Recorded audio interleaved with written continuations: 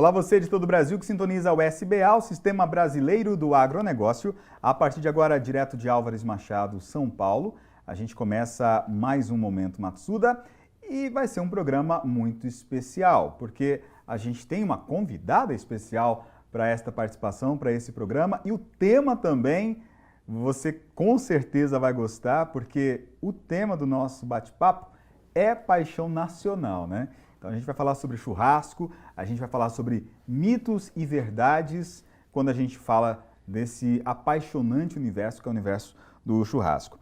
E para esse bate-papo a gente tem um imenso prazer de receber aqui pela primeira vez a assadora, a chefe Júlia Carvalho. Ela é formada em gastronomia, em psicologia também, especialista em carnes, extremamente conhecida no circuito de churrascos pelo Brasil, por conta até dos inúmeros festivais que já participou, sua presença também nas redes sociais. Júlia, seja muito bem-vinda aqui ao programa, é um grande prazer ter você com a gente. Muito obrigada, Alessandro. Para mim é um prazer estar aqui e poder falar um pouquinho do meu trabalho, uma coisa que eu amo tanto e eu acho que muita gente que gosta também, que é um bom churrasco, né? Agora, tem um ponto aqui, na minha introdução eu falei que a sua formação é psicologia e também gastronomia. E deve ter alguém pensando, Como assim? como é que foi esse shift? Como é que foi essa mudança na vida dela? Psicóloga, agora uma especialista em carnes, uma assadora profissional. O que aconteceu?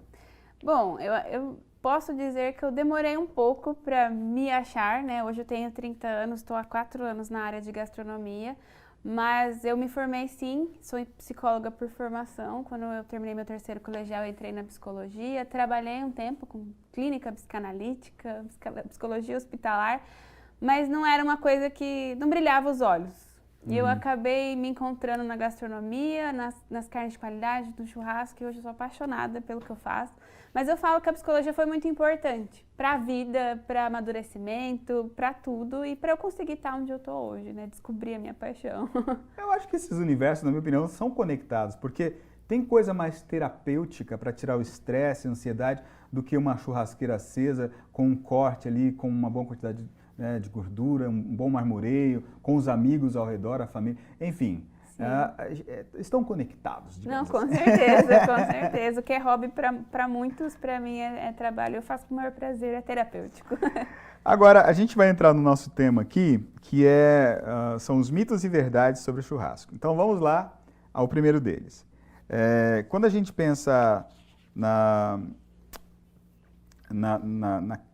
picanha, vamos pensar assim. Picanha não passa de 1 quilo. Eu já vi muita gente falar isso. Não, se picanha tiver mais que 1 quilo, aí já é outra parte, já não é mais picanha. Verdade ou mito? Esse é mito. Na verdade, assim, foi verdade por um tempo e hoje é mito. Nosso grande artesão da carne, Marcos Bassi, sempre colocou isso, que picanha só teria até 1,5 kg, 1,1 kg, desculpa. Mas hoje a gente tem animais mais pesados, a gente tem raças diferentes, cruzamentos diferentes que produzem boi diferentes. Não só raças diferentes, mas na mesma raça possuem genéticas diferentes que acabam produzindo tamanhos de boi diferentes. Quanto mais pesado um animal, mais pesada a picanha. Como a gente descobre o tamanho da picanha? É a terceira veia. A gente tem que olhar onde acaba a terceira veia da picanha, a partir daquilo é coxão duro, que a gente acaba sendo vendido. Sempre o açougue dá um jeito de vender um pedacinho de coxão duro pra gente. Mas essa é mito. A gente tem hoje picanha de 1,5 kg, 1,4 kg. Pode sim passar de 1 quilo a picanha. Tem muita gente que acredita também que o recomendado, antes ali do churrasco, é lavar a carne. Então você chega com a carne, dá aquela boa lavada para poder usar. Verdade ou mito? Não é recomendado lavar a carne. Por quê? Primeiro que você vai alterar o sabor e a suculência da sua carne. Eu até brinco, eu falo, nossa, essa carne tá com gosto de carne lavada. Porque ela fica mais opaca, mais esbranquiçada e perde um pouco o sabor também. E é meio ilusório essa questão de falar, vou lavar a carne para tirar as bactérias. Porque na verdade você está espalhando mais aquela bactéria onde toda aquela água pingar na pia. E a água só não é suficiente para matar as bactérias. E bactéria adora umidade, né? Então você pode estar proliferando muito mais. Então não é recomendado lavar a carne. Por essa lógica, claro, tem todo fundamento. Porque, por exemplo, você compra um filtro, né, para purificar a água na sua casa. Então, a água que você bebe vem do filtro. Aí, na hora de lavar a carne, muita gente vai lá na pia mesmo, lá na torneira. E aí... espalha toda aquela bactéria em cima das coisas. Faz sentido, faz todo sentido. Ó, mais gordura deixa a carne macia, verdade ou mito? Esse é mito também. A gordura, ela tá muito ligada à suculência. Quando você tem gordura na carne, a gente gosta de uma carne gordinha para churrasco, por quê? Para deixar ela suculenta, para ela derreter, mas ela nunca vai deixar a tua carne mais macia. E a gordura também, ela tá ligada a acabamento. Quando a gente tem um boi que é predisposto a ter marmoreio, e essa gordura for marmorizada no meio do músculo, ela sim vai estar mais macia.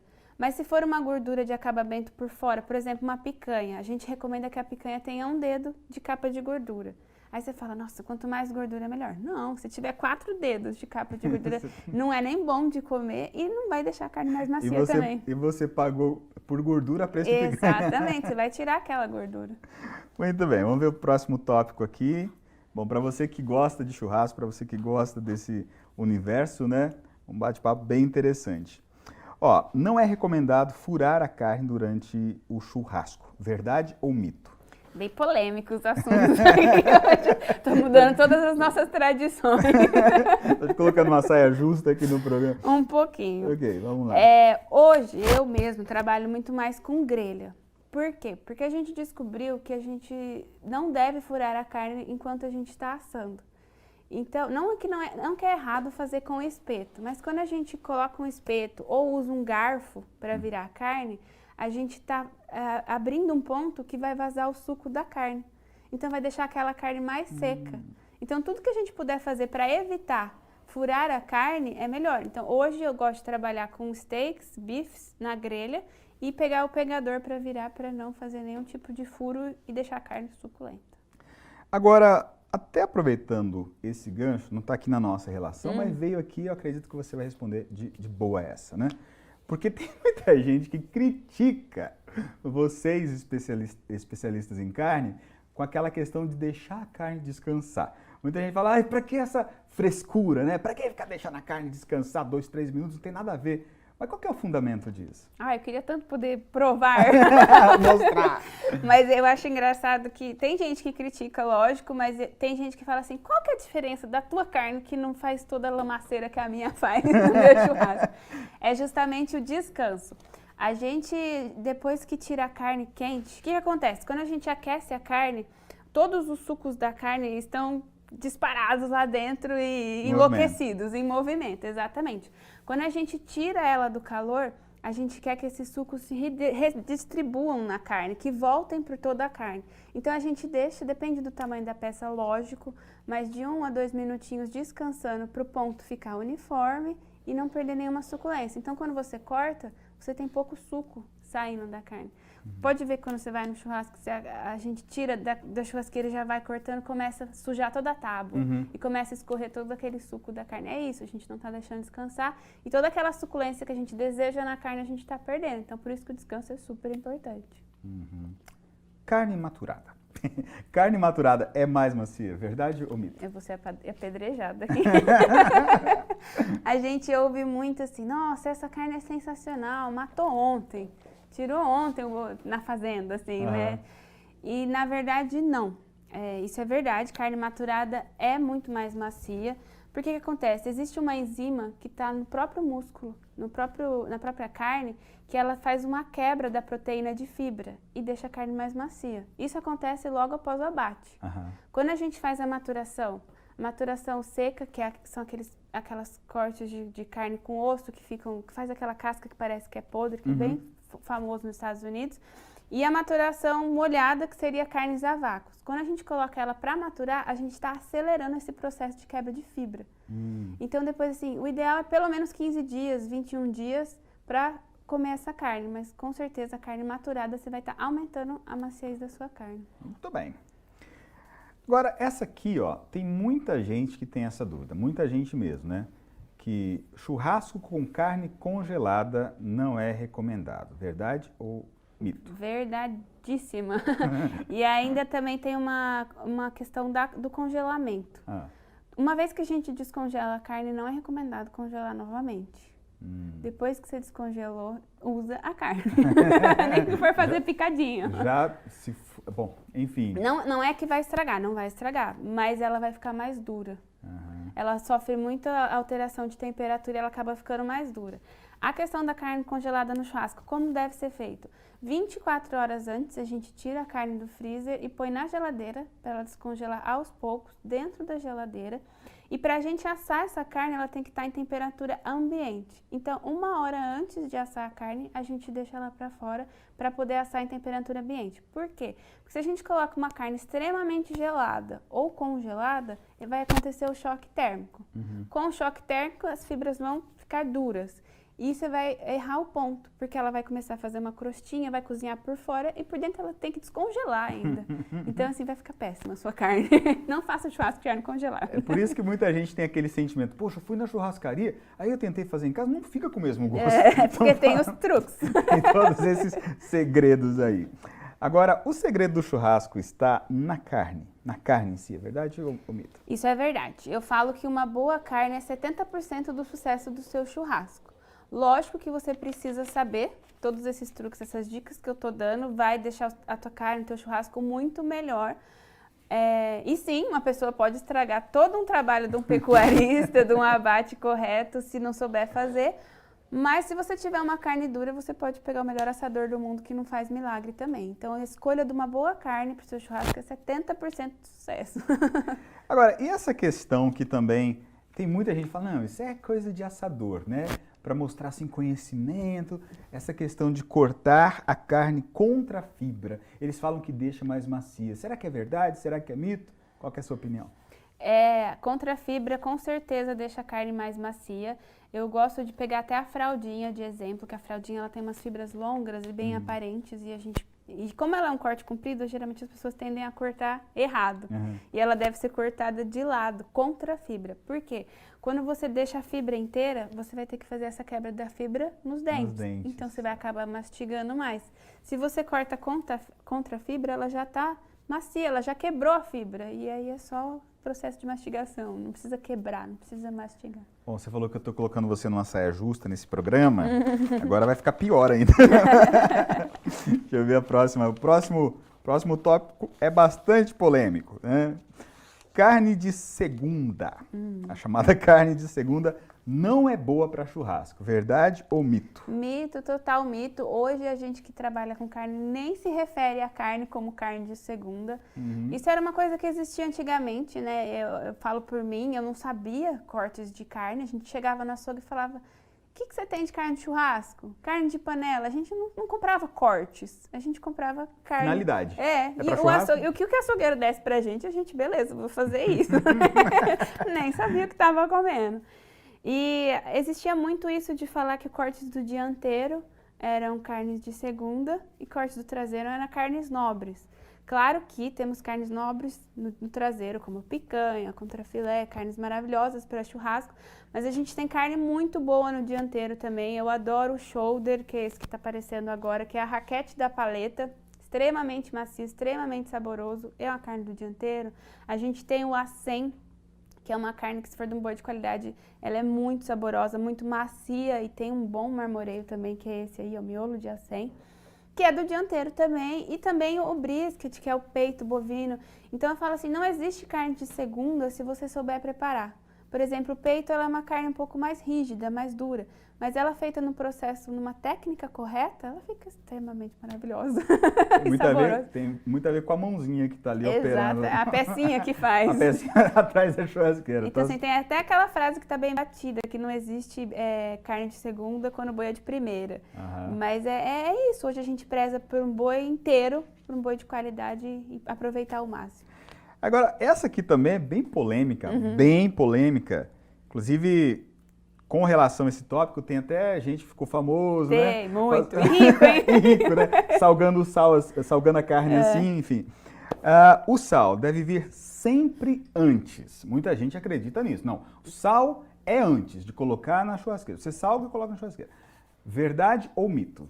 Essa é mito, tô comprando briga até com a minha categoria, porque muitos têm falado que gostam de salgar depois por questões de suculência e tal.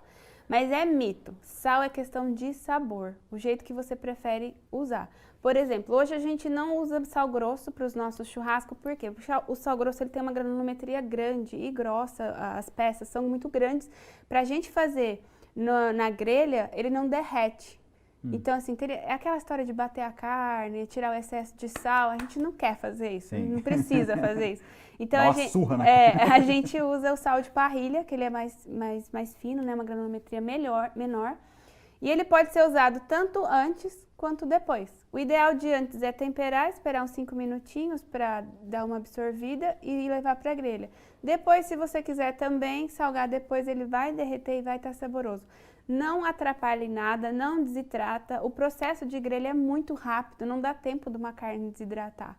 Agora, eu já vi gente também colocar durante, ou seja, pega lá, coloca a peça e durante o processo ali coloca. Tem sentido? É melhor?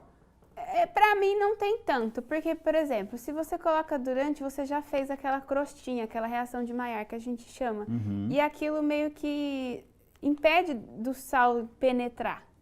Então, assim, durante pra mim eu não recomendo. Ou é antes ou depois. Pra finalizar, flor de sal, sal de parrilha, depois que corta, passa ali, fica maravilhoso, quente. Ou antes, agora durante não. Bom, agora o último tópico aqui, aí eu tenho que fazer uma confissão aqui pública, que é um negócio que eu não considero muito, né? Talvez você vai me ajudar a mudar essa opinião, que é com relação ao hambúrguer. Sim. Hambúrguer. Aqui o nosso tópico é: hambúrguer não é churrasco. Verdade ou mito? Você não considera? Assim, hambúrguer, não.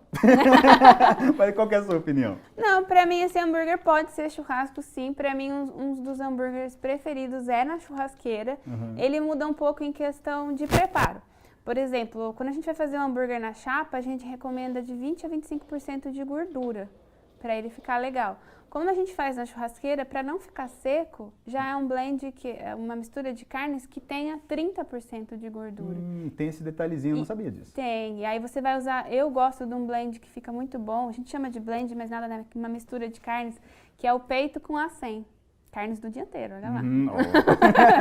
E se você misturar 50-50, 50% peito, 50% acém, vai ter 30% de gordura, que é o que você precisa. Vai dar a crostinha maravilhosa, o sabor de churrasco no hambúrguer. Não sei por que você tá falando que não é churrasco. Tá aí a origem do meu preconceito. Sempre fiz o hambúrguer errado na churrasqueira e ficou duro. Exatamente, você tem que pôr mais gordura quando a gente faz na churrasqueira, porque ele sofre mais. Uma caloria mais forte que pinga mais, então mais gordura.